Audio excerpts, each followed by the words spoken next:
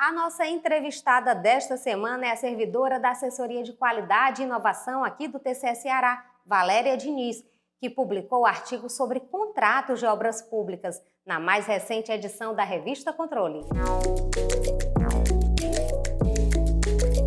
Análise de risco para a seleção de contratos de obras públicas é o título de artigo publicado por Valéria Diniz na revista Controle, publicação científica do TCE Ceará. Valéria é servidora do Tribunal de Contas e veio apresentar os resultados desse estudo, que discute o planejamento de auditorias em obras públicas. Olá, Valéria, seja bem-vinda ao Acontece TV.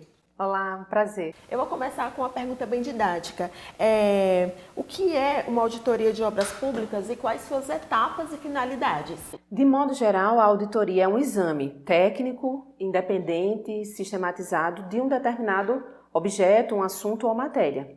No caso de auditoria de obras públicas, esse assunto é a obra pública.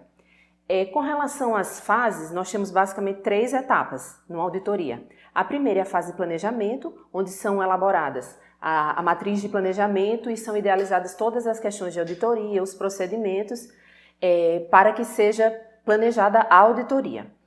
Na verdade, a delimitação de toda a estratégia dessa auditoria.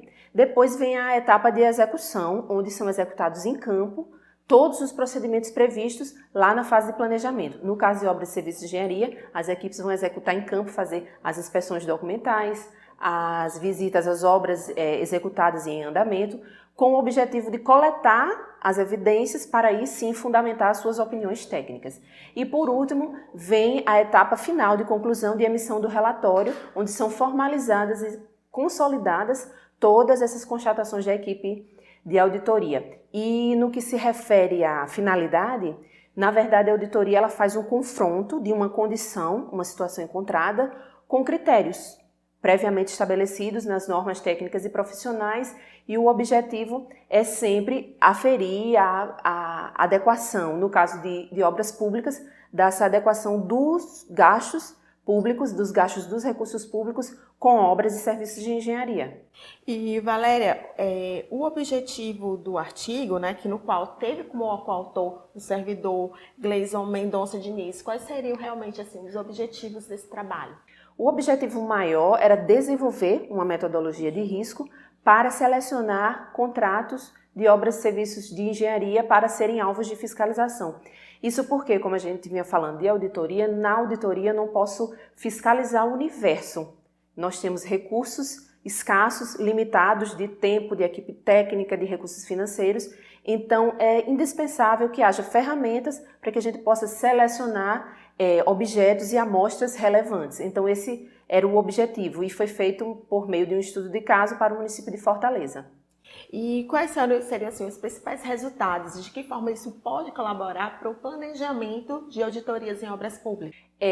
Os critérios foram idealizados, selecionados e inseridos em uma matriz de risco para 37 obras do município de Fortaleza. E a metodologia se mostrou realmente compatível, alinhada às normas de auditoria, porque por meio delas foi possível realmente selecionar e hierarquizar esses contratos. E o ponto importante em relação ao planejamento que você está dizendo é que, por meio de ferramentas assim, é que é possível selecionar obras relevantes e assim o Tribunal de Contas possa exercer a sua função entregando melhores resultados para a sociedade.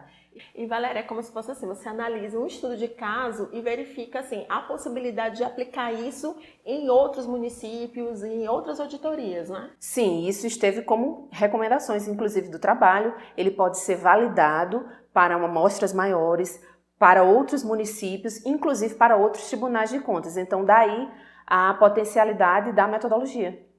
Valéria, muito obrigada pelas suas explicações. Obrigada. No próximo bloco do Acontece TV, fique por dentro de outros destaques desta semana aqui no TCE Ceará. E veja também, TCE Educ, sediado em Maracanaú, capacita mais de 300 participantes da região metropolitana de Fortaleza.